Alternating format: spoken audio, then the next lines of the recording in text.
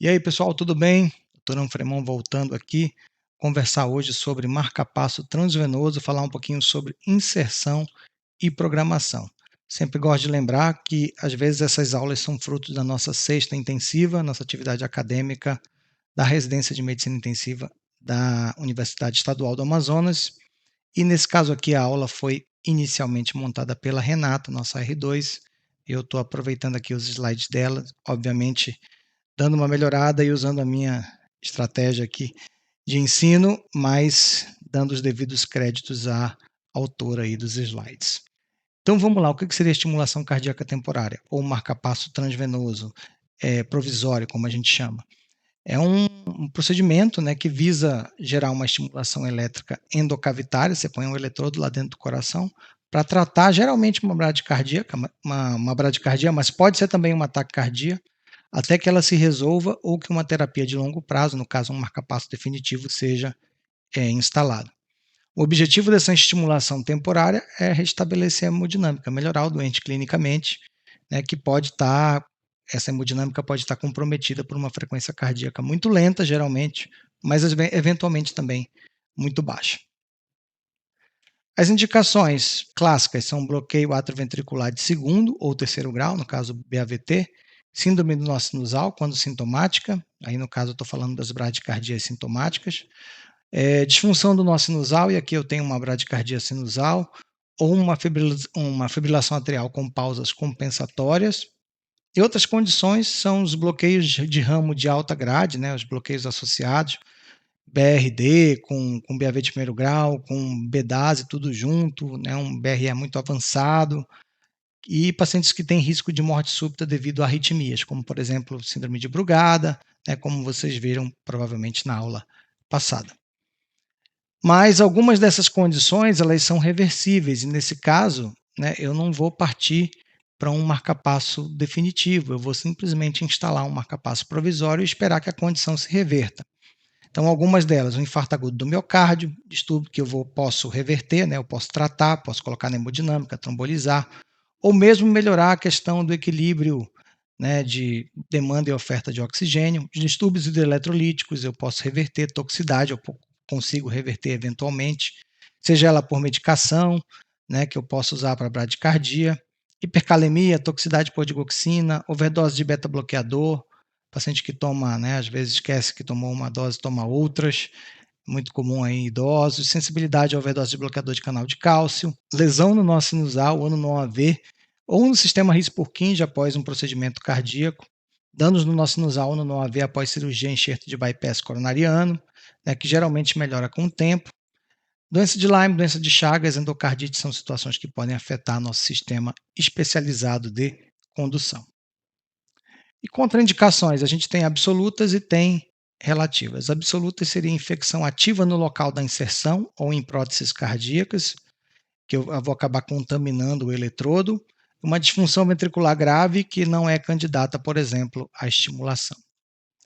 As contraindicações relativas, pacientes com sintomas intermitentes, leves ou raros, na quais a bradicardia é geralmente bem tolerada, paciente que recebeu trombolíticos, né, porque provavelmente aumenta o risco de sangramento, ou em caso de anticoagulação necessária durante o procedimento, e o uso de válvula tricúspide bioprotética, eu posso lesar essa válvula durante a passagem do eletrodo provisório.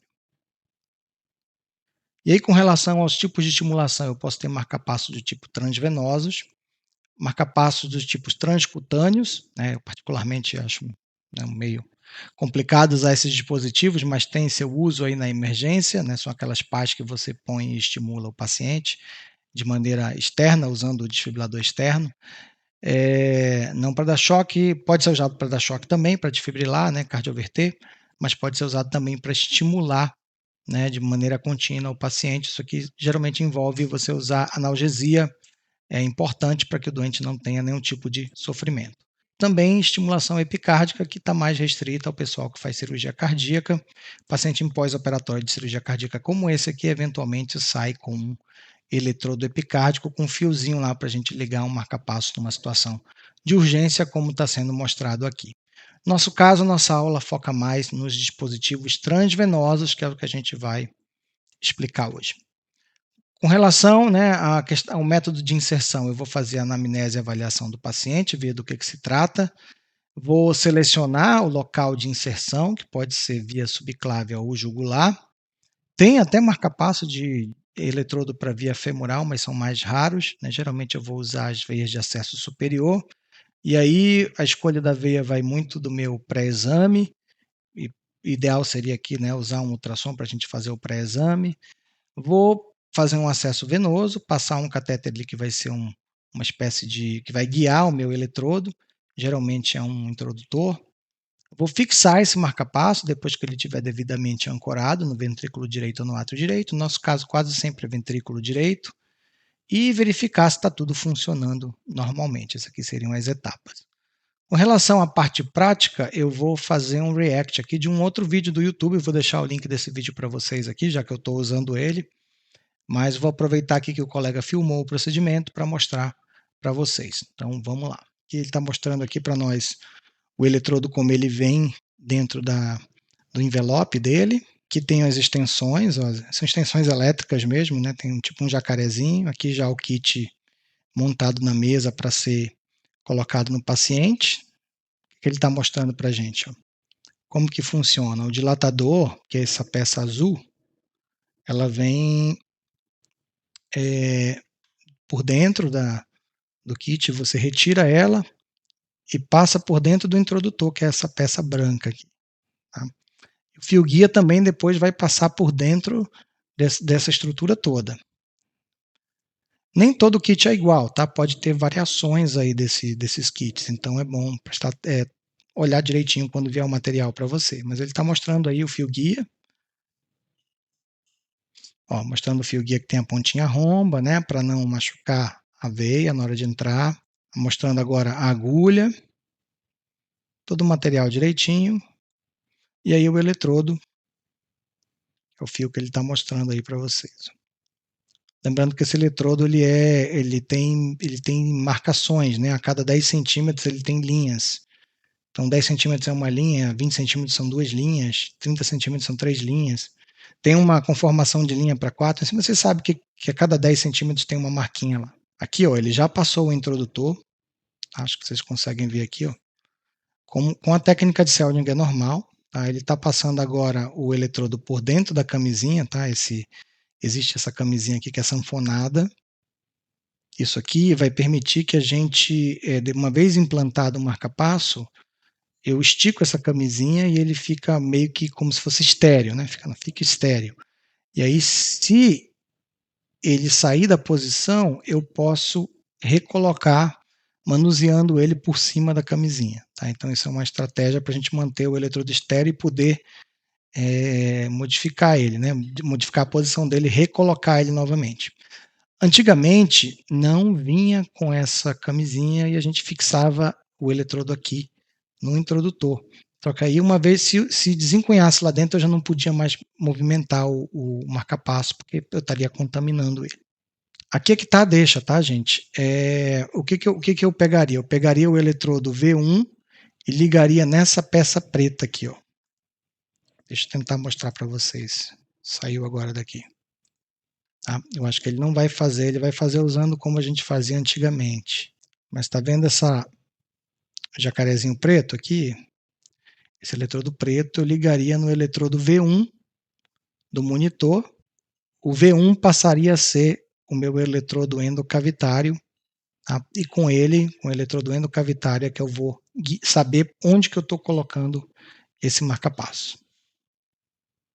Aqui ele está introduzindo, vai começar a introduzir aqui o eletrodo que vai chegar lá no coração. Não sei se vocês perceberam, antes ele deu uma medida, mas essa medida, acho que como a gente está passando o guia, vou ensinar vocês a passar guiado pelo eletrodo, nem faz tanto sentido você fazer essa medida, porque a gente vai saber mais ou menos em que cavidade a gente está, nos guiando pelo eletrocardiograma. E é isso, vou passando aqui, ele está introduzindo, deixa eu dar uma adiantada. Tá? Nesse caso ele já vai se guiar pela espícula, né? Como a gente fazia antigamente. Mas só para mostrar para vocês, deixa eu ver se ele mostra.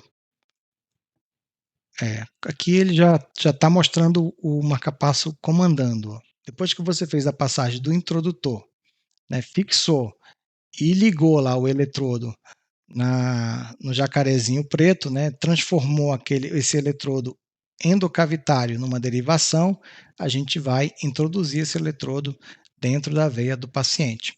E aí o que acontece? Eu vou guiar essa passagem, eu vou saber onde que eu estou me guiando pelo eletrocardiograma, que vem a necessidade de conhecer também um pouquinho, né, de eletro.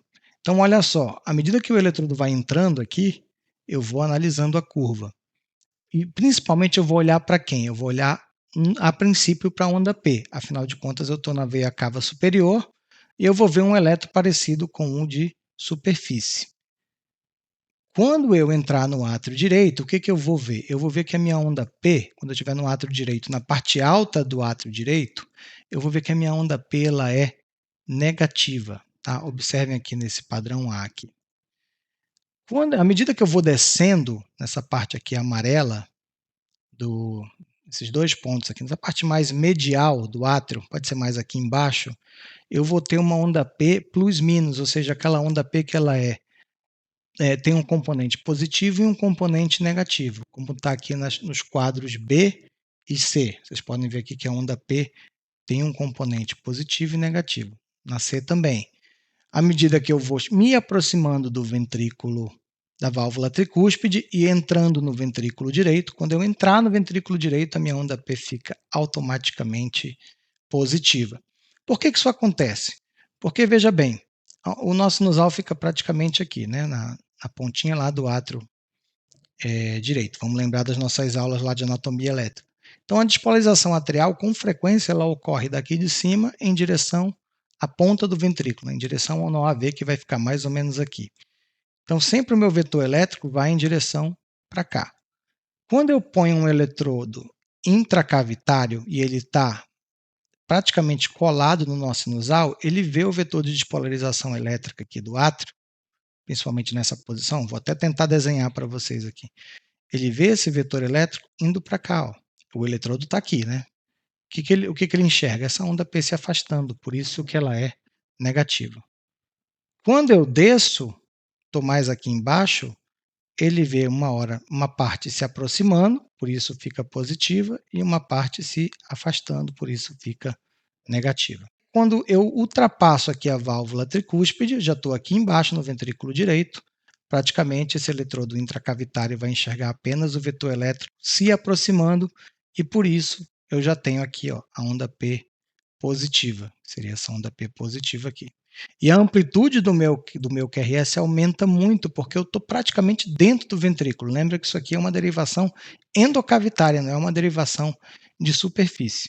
Agora aqui vem a parte importante, eu continuo introduzindo esse eletrodo. Tá? Para quê? Porque quando ele encostar no miocárdio, ele vai fazer essa curva aqui. Ó. Tá? É a curva com... Aqui não dá para ver direito, porque ela está sobreposta a uma outra, mas aqui dá para ver bem. Essa curva como se tivesse um supra de ST. Deixa eu tirar o... Deu para ver aqui? Ó? Como se tivesse um supra de ST. Que nada mais é do que eu encostei no miocárdio com a pontinha do eletrodo e eu estou vendo praticamente o potencial de ação da célula. E aqui é o potencial de ação endocavitário, não tem nada concorrendo contra ele. Por isso que eu vejo como se fosse o potencial de ação puro ali. Eu vejo esse supra DST. Eu não causei infarto no doente, nada disso. É porque é um eletro visto de dentro, né? De dentro da cavidade. E aí eu sei que esse eletrodo está fincado no músculo, que ele encostou no miocárdio propriamente dito. Ou seja, ele está na região certa para eu agora sim ligar o marcapasso. Vou partir para o ajuste desse marcapasso. Só para lembrar para vocês, visto de outra forma, né? Aqui nesses slides aqui, eu estou no átrio alto. Eu estou com o eletrodo lá no átrio alto, eu vejo a onda P negativa. À medida que eu vou baixando, eu vejo a onda P plus minus, como aqui e aqui. Quando eu passo lá no ventrículo, eu começo a ver a onda P positiva. Observem aqui, esse último slide aqui, esse último traçado, ele tem uma coisa interessante. Ó. Eu fiz meio que um ataque ventricular não sustentada. Isso pode acontecer quando eu estou passando o eletrodo, que geralmente quando eu bato na tricúspide, eu gero extrasístoles ventriculares e às vezes salvas de taquicardia ventricular não sustentada. Não quer dizer que o doente está piorando, é uma coisa que a gente tem que atentar e geralmente nos dá uma dica de onde que eu estou passando. né? Quando eu bato na tricúspide, eu vejo a extrasístole ventricular. É um sinal de que eu estou encostando na tricúspide. Aliás, uma das partes mais difíceis é justamente manobrar ali o eletrodo para que ele passe pela tricúspide e vá para dentro do ventrículo. Aqui, ó, nesse ponto aqui, houve um encunhamento que a gente chama. Passou pela tricúspide, a onda P começou a ficar positiva e a pessoa continuou introduzindo o eletrodo até que ele realmente encostou no miocárdio aí, fez aquele padrão de supra de ST. Espero que vocês tenham conseguido verificar aí. Faltou mostrar uma coisa para vocês aqui. Quando eu ligar o marca-passo, quando ele estiver nessa posição aqui, e eu ligar ele, começar a estimular o paciente, ele vai ficar mais ou menos como esse formato aqui. Ó. Eu vou ter aqui está bem ajustadinho, tá? A princípio eu vou ver uma espícula grande aqui, tá mal desenhado para caramba, mas vamos lá. Uma espícula grande aqui, agora eu desenhei bem, seguida de um QRS. Essa aqui já foi bem ajustada a amplitude, ela está bem pequenininha aqui, ó. Então eu vejo a espícula do marca-passo, a espícula é essa reta, né, esse traçado do marca-passo, que é a estimulação elétrica. Vocês devem lembrar lá da aula de marca-passo, que eu falei que usa um potencial de ação bem com amplitude bem alta, mas bem curtinho, diferente do potencial de ação do miocárdio. E por isso eu vejo a espícula. Então, espícula, QRS, eu sei que esse marca-passo está comandando esse ventrículo. Com relação à programação dos modos, tá? Geralmente eu vou usar o modo VVI, que é o mais comum, né? Mas vamos lá, eu posso ter essa sequência aqui de letras, eu já expliquei também lá no módulo de marca-passo, mas a primeira letra, só para revisar aqui rapidamente, estimula. A primeira letra, ela representa a câmara estimulada. A segunda letra representa a câmara sentida e a terceira letra, o que o marca-passo faz quando sente um estímulo nativo do indivíduo. Então, o modo VVI estimula ventrículo, sente ventrículo, e quando percebe um estímulo ventricular nativo, ou seja, um QRS do doente, ele se inibe, ele não envia estímulo para comando. Então, esse aqui é o VVI, é o marca-passo mais comum que a gente vai passar, é o modo de programação mais comum que a gente vai passar na emergência ou na UTI. Mas eu posso ter o DDD, que ele estimula os dois, sente os dois, e pode tanto deflagrar um estímulo, quando sente um estímulo atrial, por exemplo, deflagra no ventrículo, e ele pode também se inibir quando sente um estímulo atrial ou ventricular. O modo AI, que é o contrário do VVI, né, mais para o átrio, o equivalente ao VVI, mais para o átrio, ou seja, estimula átrio, sente átrio e se inibe quando sente uma onda P nativa. O modo VVI que a gente já explicou. E o modo VOO, ou V00, aí fica a critério de vocês, que é um modo assíncrono. Tá? Ele simplesmente você passa ele com sensibilidade desligada e ele vai sempre estimular ali. É um modo de emergência para uma parada, alguma coisa assim, onde eu não tenho muito tempo para pensar nisso aqui. Né? Primeiro eu recupero o doente, depois eu vou pensar numa programação mais inteligente. Então, esses seriam os modos que a gente pode usar aí na emergência. Geralmente eu vou usar o modo VVI. Então, vamos lá para o ajustes e programação específica. Bem, aqui é legal porque a gente vai, né, usar aqui um aparelhinho que é similar ao que a gente encontra aí com frequência na emergência. Não estou fazendo merchan nenhum aqui, mas, enfim. A gente vai ajustar 3 parâmetros, tá? Frequência cardíaca, sensibilidade. O que seria a sensibilidade? É a capacidade do marca-passo perceber os estímulos nativos do doente, perceber a ondas P's e os QRS do próprio paciente. E a amplitude, que é o quanto de potência, né, quanto de volt ele vai, no caso aqui é a amplitude, é em volts mesmo, quanto que ele vai estimular, que potência ele vai estimular aquele miocárdio. Então, o limiar abaixo do qual o marca-passo começa a estimular. Então, vamos lá. Primeiro eu vou ajustar a sensibilidade. Então, o que eu vou fazer para ajustar a sensibilidade? Aqui vocês podem guardar como se fosse uma receitinha de bolo. Eu vou reduzir a frequência e a amplitude. Então, aqui eu tenho a frequência, eu vou botar no 0, e aqui eu tenho a amplitude, eu vou botar no 0. Mas por que você vai fazer isso? Aí eu vou mexer só com esse botão aqui, que é o da sensibilidade. Eu vou colocar a sensibilidade num valor muito próximo do mínimo aqui, que seria o mais baixo possível. Lembrando, tá, que o valor baixo da sensibilidade quer dizer que o aparelho está muito sensível, porque a sensibilidade é exatamente o quanto de voltagem, quanto de milivolts um estímulo nativo do doente tem que ter, um QRS tem que ter, para inibir o marca-passo, para inibir a ação do marca-passo. Então, se eu colocar muito baixo esse valor, quase sempre o marca-passo vai sentir o estímulo do doente. Nesse aparelho em específico, claro que pode ter variação de modelo, ele vai piscar essa luzinha aqui, ó, verde, escrito Sense. Espero que vocês estejam vendo aí, eu vou dar um zoom na hora de editar. Então, ele vai, cada vez que o doente fizer um estímulo nativo e ele estiver sensível o suficiente, e a ideia de colocar esse valor muito baixo é que ele fique muito sensível, essa luz vai acender, indicando que o marca-passo está percebendo a frequência do doente. O que eu vou fazer? Eu vou começar a aumentar esse valor, colocar 1, 2, 3, começar a subir esse valor. Até que aconteça o quê? Que essa luz aqui que está piscando, de acordo com o batimento do doente, pare de bater, pare de acender. Ela pare de piscar, ela apague. Isso indica o quê? Indica que a partir desse valor, por exemplo, digamos que acabe de piscar em 5, significa que a potência do QRS do paciente vai até 5 milivolts. Acima disso, ele já não consegue atingir o limiar para acionar o aparelho. Quando eu chego nesse valor que apaga a luzinha, eu determinei o limiar da perda de sensibilidade. E o que eu faço? Não é para me deixar aí, tá? Eu tenho que deixar o aparelho sensível. Eu vou reduzir isso aí para um valor cerca de 25 a 50% do limiar da perda.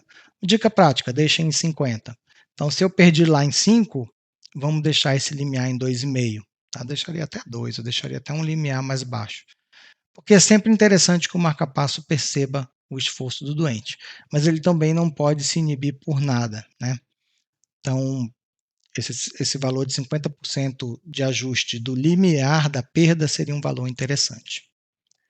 Então, esses são os ajustes que eu vou fazer. Zero a frequência, zero a amplitude, põe o limiar bem baixinho, observa a luz verde, vai subindo o limiar até que a luz verde apaga, marca esse valor, esse é o limiar da sensibilidade, reduz esse valor pela metade, essa é a sensibilidade que você vai deixar para o paciente. Vamos para a próxima aqui, que é ajuste e programação da amplitude e da frequência também. Bem, como que eu vou colocar a frequência para o paciente? Lembra que a sensibilidade já está ajustada. Eu vou colocar a frequência do paciente, essa é a regra aqui do artigo aqui, né, que a gente usou de base. 10 batimentos acima do batimento base do seu doente. Então, se o paciente está com 40 de frequência, eu vou colocar 50. Se está com 50, eu vou colocar 60. Eu acho essa regra um pouco perigosa, porque tem bradicardias muito extremas. Às vezes, eu já vi doente chegar com 15, 20, e aí você põe 10 a mais, vai dar tipo, se o cara chegou com 20, vai dar 30. Ainda é bradicárdico. Eu acho que 55, 60 é um bom número para a gente deixar sempre para o doente. Tá? Mas você individualiza aí.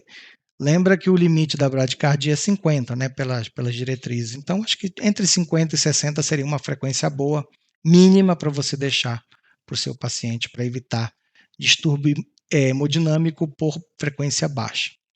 Então, você coloca a amplitude num valor, né, muito alto. Tá, ajustei a frequência, agora eu vou colocar a amplitude num valor bem alto. A amplitude está aqui, né? Geralmente eu começo com 10, tá? Eu não preciso colocar acima de 10, não. Você só vai usar coisas acima de 10 se seu marca-passo estiver numa posição muito ruim no ventrículo. Então eu colocaria aqui. Eu sei que eu estou seguindo uma regra aqui, mas 10 é um bom valor inicial. E aí eu vou reduzindo. 10, 9, 8, 7, 6, 5. Eu estou estimulando com 10 milivolts aí no caso, né? 10 volts no caso. E eu vou baixando 10, 9, 8 e eu vou vendo se a espícula está capturando o QRS, ou seja, se depois de cada espícula eu tenho o QRS. Com um valor alto e o marca-passo bem encunhado, que é a etapa anterior, isso provavelmente vai acontecer com facilidade. O que eu vou perceber?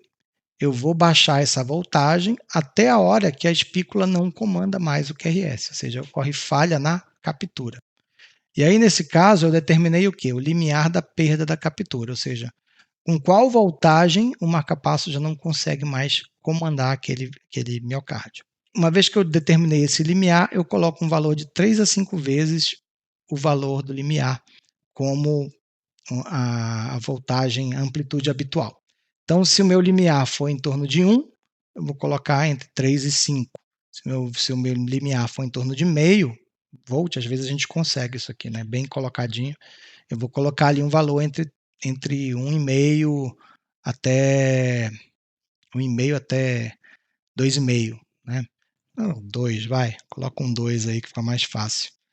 Geralmente, amplitudes ali ficam em torno de 4, 5 volts, algo desse valor aí. Mas, claro, isso é um valor médio, vai depender de cada músculo aí, de cada paciente, cada músculo cardíaco de cada paciente. Então, esses são os ajustes que a gente faz, espero ter explicado aí de maneira simples para vocês. Bem, quais são os cuidados pós-inserção do marca-passo? Eu vou ter que monitorar esse paciente com relação a sinais vitais, ritmo cardíaco, tenho que fazer uma radiografia de tórax para checar o posicionamento do catéter, usar antibiótico profilaxia quando tiver indicado, olhar para as complicações. Podem ser o quê? Deslocamento, desconexão do eletrodo. Isso é bem comum em paciente estar acordado, porque ele se mexe, levanta, se ajeita e tal. E às vezes o eletrodo ali, esse eletrodo provisório, ele não é preso com nada. O eletrodo definitivo ele é praticamente parafusado no miocárdio. Não é o caso desse eletrodo provisório. Então a pessoa se mexe, às vezes sai do lugar e aí perde comando. E a pessoa pode passar mal com a perda de comando, fazer uma baixa perfusão, né, fazer hipotensão, às vezes até convulsionar e tal. Então tem que tomar cuidado se ele for muito dependente do marca-passo. Posso ter sangramento no sítio de punção, perfuração do miocárdio, se eu for muito agressivo ali na hora de passar o eletrodo. Lembrando que esse eletrodo ele é de borracha, né? Ele é todo revestido com borracha, ele tem borda romba. Tem que ser muito bruto para perfurar um miocárdio, mas às vezes o cara já tem um coração meio frágil. Se eu perfurar o miocárdio ali, eu vou fazer um sangramento que pode levar ao tamponamento cardíaco. Posso fazer embolia pulmonar, isso aqui sim, não depende muito da gente, né? Estou colocando um corpo estranho que atrapalha o fluxo ali dentro do ventrículo direito. Posso fazer nó de catéter. Aliás, aproveito para contar para vocês que já fiz isso, tá? Não num marca-passo, mas já fiz isso num catéter de artéria pulmonar. Teve que ir para hemodinâmica para tirar. De tanto você colocar, tirar, o negócio deu um nó lá, sabe Deus como, enfim, deu um maior trabalhão para resolver. Embolia gasosa pode acontecer, várias arritmias, né, como eu falei, quando bate ali na tricúspide, faz taquicardia ventricular não sustentada, mas se o doente tiver tendência, pode até ter fibrilação ventricular, é como estou cutucando a onça com a vara curta ali, né. Pneumotórax é raro, mas é um acidente, é raro assim, com relação à passagem do eletrodo, mas é comum na punção da veia, né, para me passar o introdutor, principalmente se eu usar a subclave. E a estimulação pode acontecer de forma extracardíaca. Eu não mostrei para vocês lá atrás, posso voltar rapidinho. Às vezes o eletrodo ele desce para a cava inferior, tá? Pode acontecer. E aí eu vou estimular o quê? Eu vou estimular a diafragma, como se fosse um soluço. Dá até para ver no eletro, porque eu fico com uma onda P que volta a ser positiva, mas o QRS não é endocavitário. E assim, se eu ligar o gerador ali, estiver ligado, ele vai estimular a diafragma do paciente, o paciente vai fazer como se fosse um soluço. Da mesma forma, pode acontecer se eu passar um eletrodo via subclávia, esperando que ele desça para o coração, e em vez de descer, ele sobe para a jugular. Eu posso fazer uma contração aqui da musculatura do pescoço. E assim vai. E também pode acontecer, isso eu nunca vi, tá? Do eletrodo subir e ir lá para a artéria pulmonar, como se fosse um catéter de Swan-Ganz. Cara, tem que ser muito bom para fazer isso, né? Nem quando a gente quer fazer com Swan-Ganz é fácil, né? E o Swan-Ganz tem uma bolinha na ponta aqui, né? Tem uma bolinha de ar que a gente insufla aqui para justamente guiar pelo fluxo. Mas é uma coisa que pode acontecer aí, esse falso trajeto. O que mais? A estimulação extracardíaca e, claro, infecção, né? E aí a infecção aqui acaba, infelizmente, virando endocardite, né? Então, a infecção tem que ser bem complicada e geralmente requer a retirada do sistema todo, seja um marca-passo provisório ou definitivo. Então, são as complicações possíveis.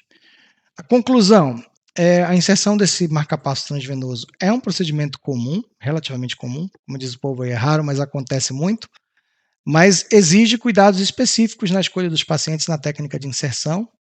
Programação dos modos é fundamental para otimizar o resultado e a qualidade de vida do paciente, pelo menos durante aquele período que ele vai ficar. E tem que ter acompanhamento contínuo e os ajustes são essenciais para o sucesso do tratamento. É um doente que geralmente fica na UTI até que você implante um marca-passo definitivo ou seja uma coisa temporária que você consiga desmamar, tirar esse marca-passo depois porque o paciente recuperou o ritmo dele normal. Então, é isso que a gente tem para comentar hoje aqui. Alguns traçados, só para mostrar para vocês. Quem já fez o módulo aí de marca-passo vai lembrar de alguns traçados desse aqui, são diferentes, mas tem lá outros parecidos. Esse aqui é um marca-passo DDD, você consegue ver duas espículas, uma espícula atrial, uma espícula ventricular. Quando a gente vê assim, é fácil, porque se eu vi duas espículas, eu sei que é um DDD.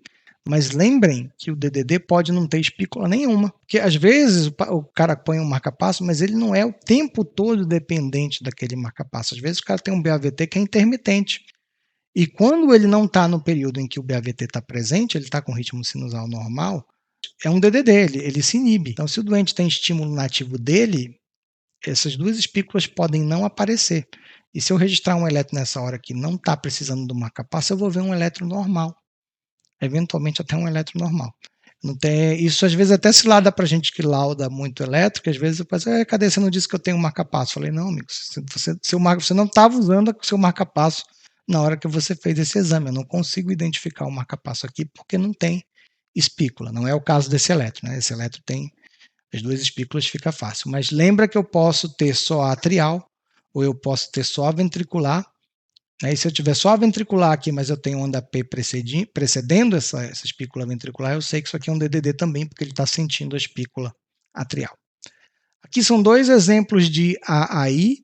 Ó, então aqui eu tenho espícula, onda, vou mostrar para espícula, onda P em cima da bolinha e QRS. Ó, tá? Espícula, onda P, QRS. Só para vocês pegarem. Aqui também, ó, espícula, onda P, uma onda P plus minus, uma onda P que tem até um BAV de primeiro grau, e QRS. Espícula, onda P, QRS.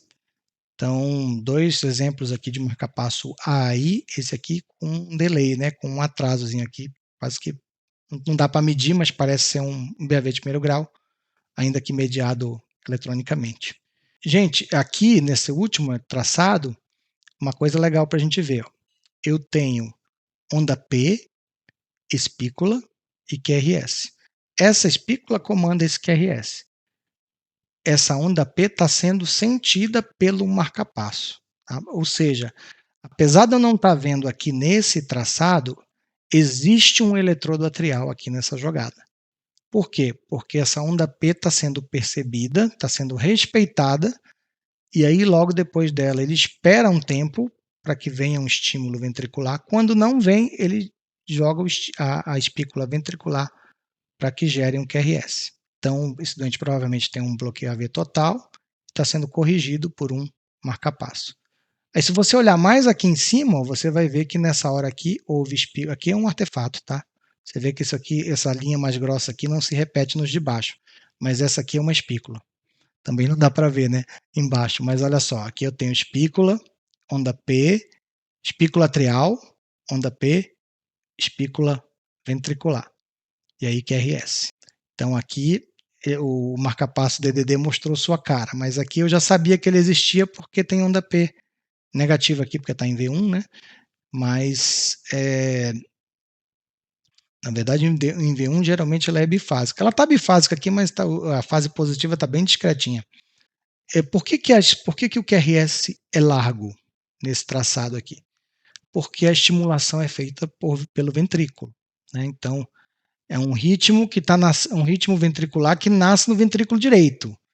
Então ele vai despolarizar primeiro o ventrículo direito, depois o ventrículo esquerdo. Tá? Primeiro, e vai despolarizar célula a célula. Não segue lá o trajeto normal da anatomia elétrica, onda P, feixes internodais, nó sinusal, feixes internodais, nó AV, RIS por Purkinje e tal. Se seguisse o caminho normal, que seria estreito. Como ele começa a despolarizar o ventrículo pelo ventrículo direito, vai ser feita uma despolarização célula a célula e o QRS vai alargar. E é isso, pessoal. É o que tínhamos para comentar hoje. Tá? Espero que vocês tenham gostado. Espero que tenha elucidado aí as dúvidas de vocês. Deixem dúvidas aí que tiverem no comentário. Tá? E já aguardo vocês aí no próximo assunto, na próxima aula. E aí só é importante falar para a galera que está assistindo essa aula pelo YouTube, isso faz parte de um método, né, que eu desenvolvi para ensinar eletrocardiograma, que é o ECG Express, do zero ao essencial, e é uma metodologia que eu fui desenvolvendo ao longo dos anos, com esse tempo aí de dar laudo, ensinar interno, ensinar residente, ensinar outros colegas, né, ao longo de cursos presenciais que eu fiz ao longo da vida aí, com uma metodologia que rapidamente leva vocês, como diz o nome aqui, do zero de eletrocardiograma ao essencial. Então, se essa parte de explicar o eletro foi difícil para vocês, né, se sentiram um pouco de dificuldade, talvez valha a pena fazer o curso inteiro. Essa aula já está no módulo avançado do curso, que são as aulas complementares. Então a galera já teve noção do básico, desde a anatomia elétrica, né, os vetores, derivações e tal, até chegar nesse ponto aí. Se tiverem interesse, fica aqui o convite para conhecer o método, tá aqui na descrição, tá? Dê uma olhada lá sem compromisso no link e vejam se serve para vocês. Se servir, ficarei muito honrado em tê-los como alunos e participando da nossa comunidade também, aí nas redes sociais, no WhatsApp. Tá? Não esqueça de dar um like nesse vídeo, curtir, se inscrever e logo mais eu volto com mais conteúdo para vocês. Grande abraço, valeu!